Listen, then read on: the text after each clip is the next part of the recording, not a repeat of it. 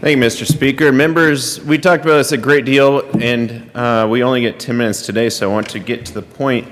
The question we must all ask ourselves is, does elective abortion unjustly take the life of a defenseless human being? Yes or no? To answer that question, we can also ask ourselves an even more simple one, which is the unborn a member of the human family? Once again, yes or no? They are or they are not. If they are, then electively terminating his or her life would appear to be a serious moral injustice. If no, then it's a medical procedure simply akin to pulling a tooth. Answer that question for yourself, but before you vote, please know that based on any way that you look at the question, scientifically, perhaps religiously, or just plain logically, it requires serious mental gymnastics to find even remote justification to show that babies are not human people, and thus, some do not deserve a birthday based on an elective decision. For many, all they need to do is look at a 3D image of their own child in the womb, or feel that child kick or respond to mom or dad's voice, or move to music, and we can tell that's a human being inside. And so, if the unborn are growing humans in the same way that a toddler is a human, but yet still growing and maturing, and then we shouldn't kill a baby in the womb in this name of choice any more than we would a toddler. Again, this debate is about one question: what is the unborn? Are they human? Are they members of the human family? We are not the first to debate a question like this: what is a person? What is a human? Or do all people have the equal right to life? To illustrate the point, I'll remind you of the story I told on Saturday in the wee hours of Huck Finn, where Aunt Sally in the book Huck Finn learns of a riverboat explosion.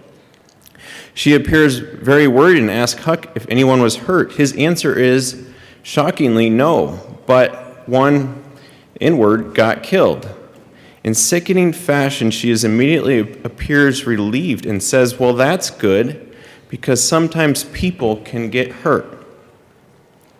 It was just assumed in a horrific and evil fashion that the black man that was killed was not a human person.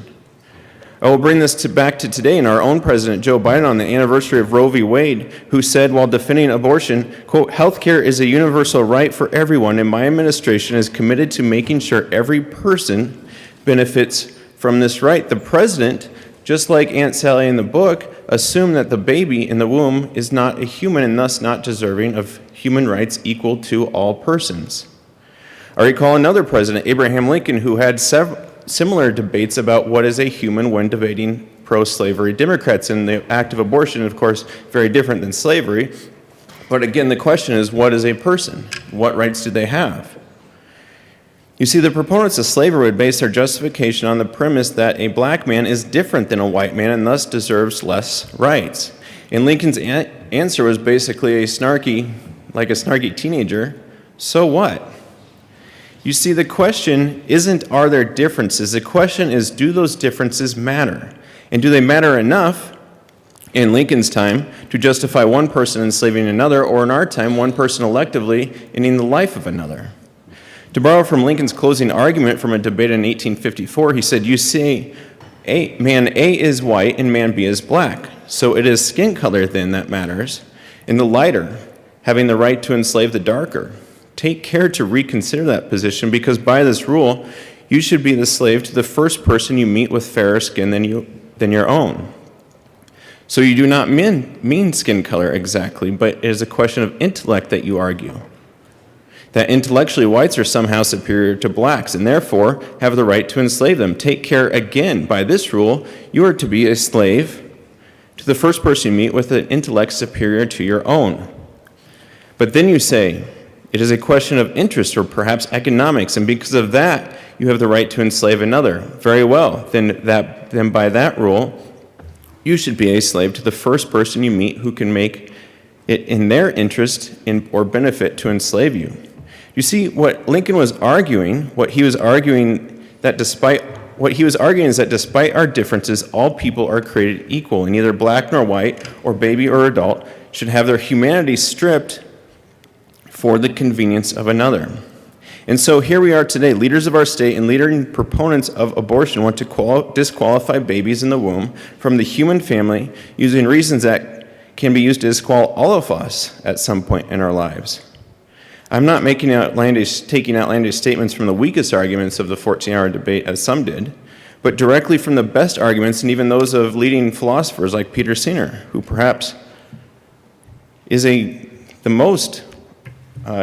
perhaps the leading philosopher of the pro-abort movement today. But scientifically, we know that from the earliest stages of development, the unborn are distinct, they are living, and they are human beings.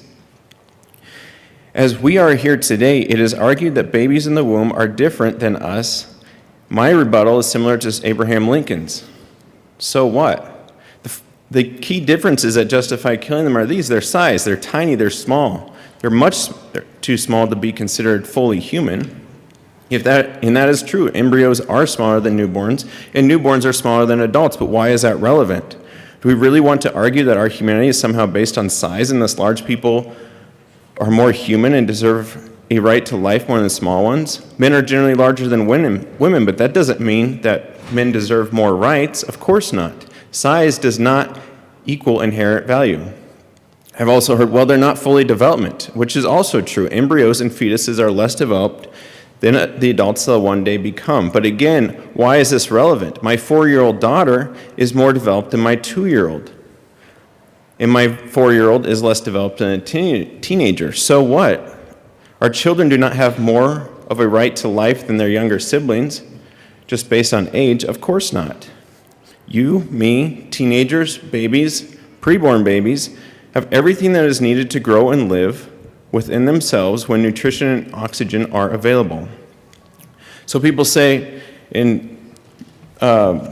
some people say that higher mental abilities or self-awareness makes one human. But if that is true, then newborns don't qualify as viable human beings. 6-week-old infants lack the immediate capacity to perform high mental functions, as do those in a reversibly comatose, the extremely sleep-deprived, we can relate, or those with Alzheimer's disease or similar cognitive functions.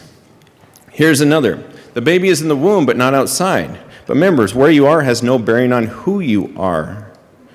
Does our value change when you cross the street or travel into outer space? Of course not. So how can a journey 8 inches down the birth canal suddenly change the essential nature of the unborn from non-human to suddenly human? If the unborn are not already human, merely changing their location can't make them suddenly more valuable. Interestingly enough, Peter Singer agrees with this, though we come to very different conclusions as to what that means. I've heard they're completely dependent on their mom to live. Well, that is true for babies of many ages, and at some point it will be true of all of us. If total self-viability is what makes us human, then there are many among us who could be stripped of the right of life. In short, it is far more reasonable to argue that although humans differ immensely with respect to our talents, accomplishments, degrees of development, all humans are nevertheless equal because they share a common human nature and deserve basic right to life. I find it ironic that even in the definition of reproductive health care, that the phrase all stages of life is included. So with this admission that the fetus or baby has life, and yet there is no thought given to denying that person of life because they are in a stage of life. Now, I am running out of time here. I really wanted to tackle a couple of the key arguments for the bill. One was every child should be wanted. I will simply say, since when has anyone's right to life depended on another wanting them? And that doesn't even take into consideration the endless list of folks who want to adopt. And then it was also said that we need this bill because overpopulation is a serious problem. That was said 48 hours ago right here. I will just say Thanos would agree with you, but Thanos was wrong.